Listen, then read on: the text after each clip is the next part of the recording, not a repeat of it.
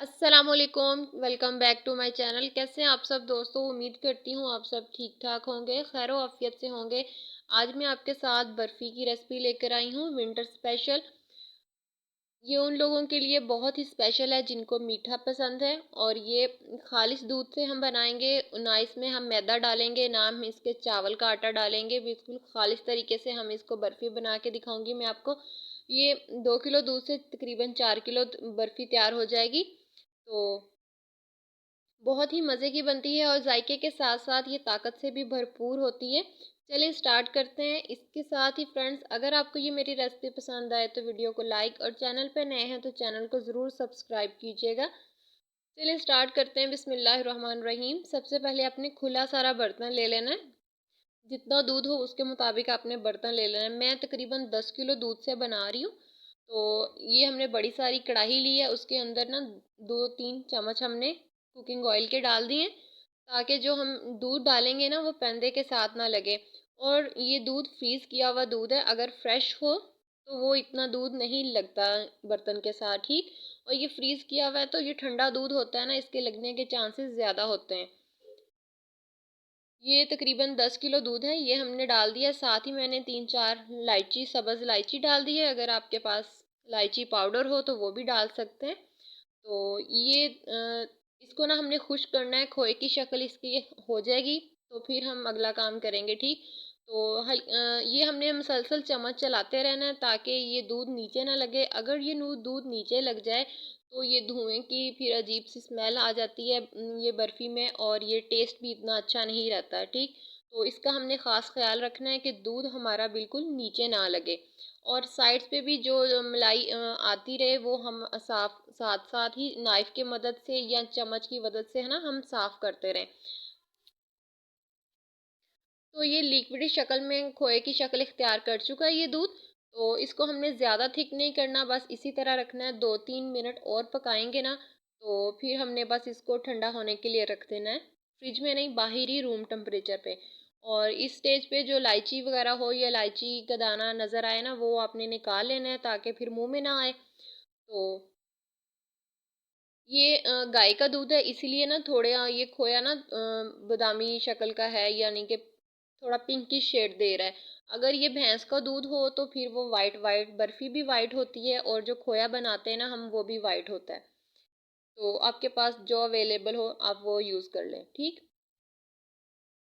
तो इसको बस 2-3 मिनट और पकाएंगे, फिर हमने इसको ना उतार लेना है खोए को। इस तरह ये देखिए कितना खालिश, देखिए दानेदार सा खोया बन गया है।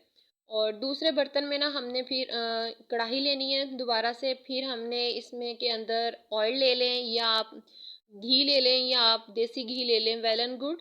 तो जो भी आपके पास अवेलेबल हो आप वो यूज़ कर लें। आधा किलो ये ऑयल लिया मैंने, क्योंकि देसी घी अमूमन हमारे घर में बच्चे थोड़ा नहीं पसंद करते, तो फिर मैंने इसलिए ना ऑयल ले लिया है।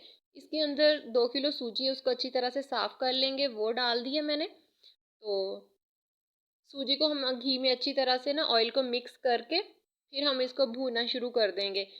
तकरीबन हमने उतना भूनना है जैसे हम आम नॉर्मली हलवा बनाते हैं ना, बस हल्की सी खुशबू आना हो जाए, शुरू हो जाए, और थोड़ा सा लाइट ब्राउन सी हो जाए।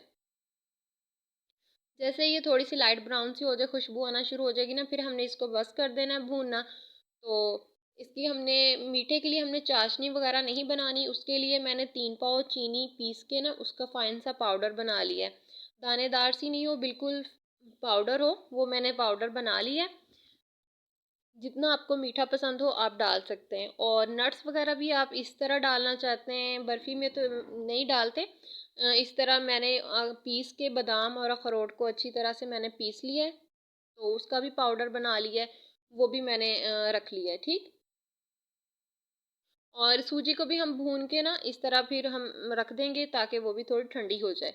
क्योंकि गर्म में नहीं डालेंगे, जब हम चीनी डालेंगे ना तो चीनी फिर पानी छोड़ देती है, इसलिए खोए को भी हमने ठंडा कर लेना है। देखिए ये कितना थिक हो चुका है, पहले कितना लिक्विड ही था। तो सूजी भी ठंडी हो चुकी है, सारी चीज़ें ठंडी करके फिर हमने यूज़ करनी है, ठीक। सारी सूजी हम अंदर डाल देंगे खोए के अंदर। तो फिर हमने इसमें जो नट्स वगैरह हैं, जो पीसे हुए बादाम और अखरोट, वो भी ऐड कर देंगे साथ। तो उसके साथ चीनी जो मैंने 3 पाव पीसी थी, अगर आप चीनी ज़्यादा खाना मीठा पसंद करते हैं तो आप ज़्यादा डाल लें।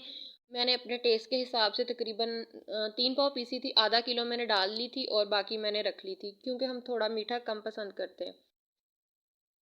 इसको आप हाथ की मदद से भी मिक्स कर सकते हैं अच्छी तरह, और स्पैचुला या चम्मच की मदद से भी अच्छी तरह से मिक्स कर लें, ठीक। इसी के साथ फ्रेंड्स, अगर आपको ये मेरी रेसिपी थोड़ी सी भी पसंद आई है तो वीडियो को लाइक और चैनल को ज़रूर सब्सक्राइब कीजिएगा। तो हमने अच्छी तरह से ना इसको मिक्स कर लेना। अगर आपको यहाँ पे लगे कि चीनी कम है, दोबारा से डाल के मिक्स कर सकते हैं। और यहाँ पे मैंने 3 ट्रे लिए हैं, उनको ऑयल से थोड़ा सा बस हल्का सा ग्रीस किया था। और ना भी करें तो कोई मसला नहीं, क्योंकि खोए में भी कुदरती घी होता है और हमने सूजी में भी ऑयल डाला था, ठीक। तो इस तरह तीनों ट्रे में हम लगा के अच्छी तरह रख देंगे। आप चाहें तो ऊपर नट्स वगैरह लगाना चाहते हैं तो लगा लें, मैंने नहीं लगाए क्योंकि मैंने अंदर पीस के डाले हुए थे, ठीक। तो यहाँ पे कोई इलायची का दाना इस तरह कोई नज़र आए तो आप निकाल लीजिएगा। बस हमने इस तरह लगा के ना अब रख देना है। 3 ट्रे लगा लिए थे, तो बाकी के फिर मैंने जो खोया बच गया उसके फिर मैंने ना लड्डू बना लिए थे। आप चाहें तो लड्डू बना लें, इस तरह पिनिया बना लें, लड्डू जो भी आप कहते हैं। तो बाकी मैंने 3 ट्रे में इस तरह लगा के रख दिया था।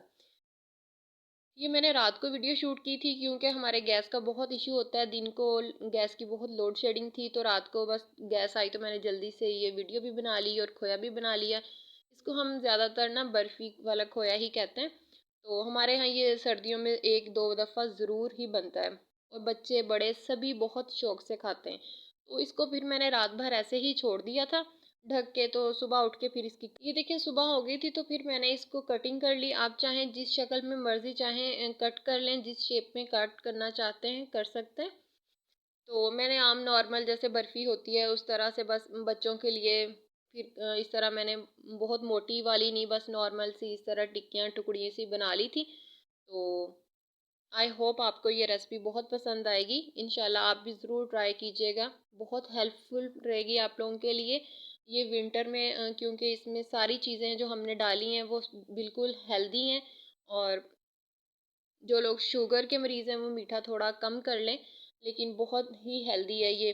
दूसरी बर्फ़ी की निस्बत के बहुत ही ज़बरदस्त है। कोई गेस्ट आ जाए तो ये आप उनके आगे भी रख सकते हैं, बहुत ही मज़े की है, किसी के लिए ले जा भी सकते। इसी के साथ फ्रेंड्स मुझे दीजिए इजाज़त, अपना ढेर सारा ख्याल रखिएगा, और जाते जाते वीडियो को लाइक, और चैनल पे नए देखने वाले हैं तो चैनल को ज़रूर सब्सक्राइब कीजिएगा।